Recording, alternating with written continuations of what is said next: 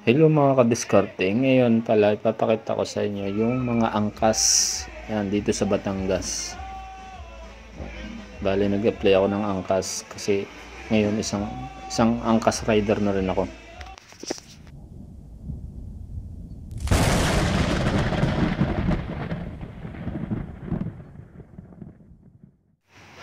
Hello mga kadiskarte, bali andito ako sa Barangay Sala, Tanawan, Batangas.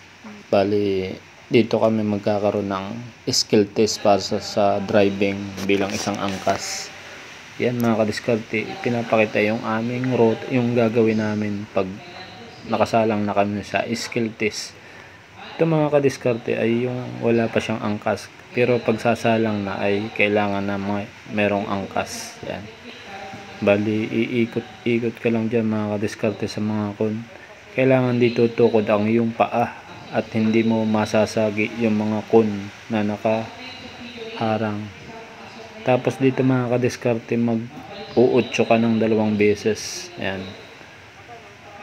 Gagawa ng 8. Bali mag-8 ikot. Yung parang 8 number 8 na ikot. Yan. Papasukin mo yung 4 na kon na yun para makagawa ka ng pattern na 8. Yan. Ito yung 8 na kon na kailangan talaga ay biyasa ka sa pagmumotor. Kailangan yung motor na gagamitin mo ay kapa mo o sanay ka na doon sa motor. Yan. Bali ang gamit ni kuya ay automatic. Yan. Medyo mahirap dito yung mga manual. Yan. Pero marami ding magaling na driver na manual ang nakapasa rito. Magaling talaga sila. Kabisado na yung kanilang mga motor.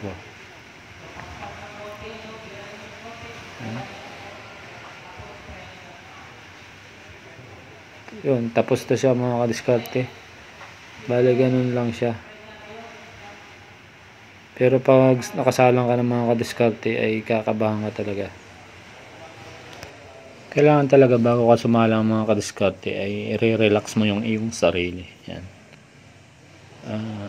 Para makapasa ka dito sa tinatawag na skill test ng angkas rider. Yan. Pero kung sakali man sa unang try mo pa lang ay nagkamali ka na mga kadiskarte, bali meron pa naman tong second try. Yan. Pero dito sa amin sa yung skill test namin dito sa Barangay Sala, Tanawan ay marami ding bumagsak sa unang try, kaya pinag-try pa sila ng hanggang sa kung ilang beses hanggang sa makapasa sila. Yun. Pero hanggang sa matututo ka na rin na magagawan mo na rin ng paraan para maipasa itong skill test na to. Sasabihin ko na rin sa inyo mga kadiskarte yung mga requirements kung paano ba mag-apply sa angkas. Yan. Unang-una mga kadiskarte ay dapat ay professional driver license ang hawak mo o holder ka ng professional driver license. Then kailangan mong kumuha ng NBI clearance at barangay clearance, malin sa barangay clearance at police clearance. Yan.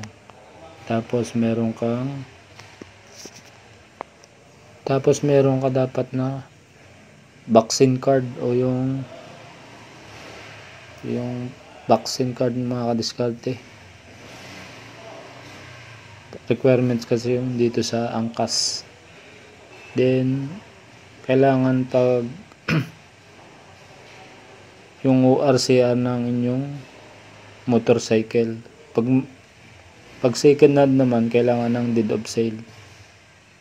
O kaya pag hiram nyo lang ay kailangan may authorization nung may-ari yung inyong motor.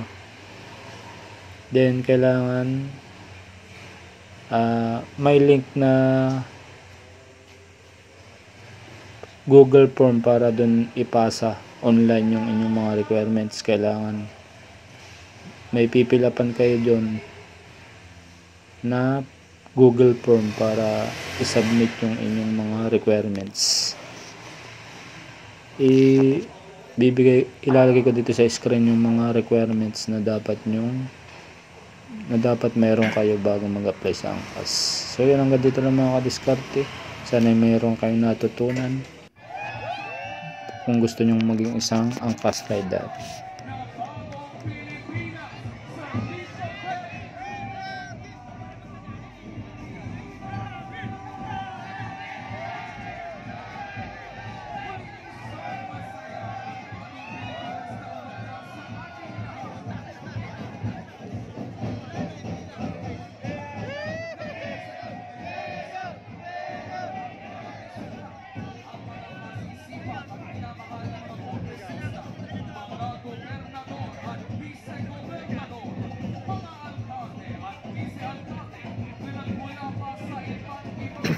Pa-like and subscribe na lang mga kadiskarte sa aking YouTube channel.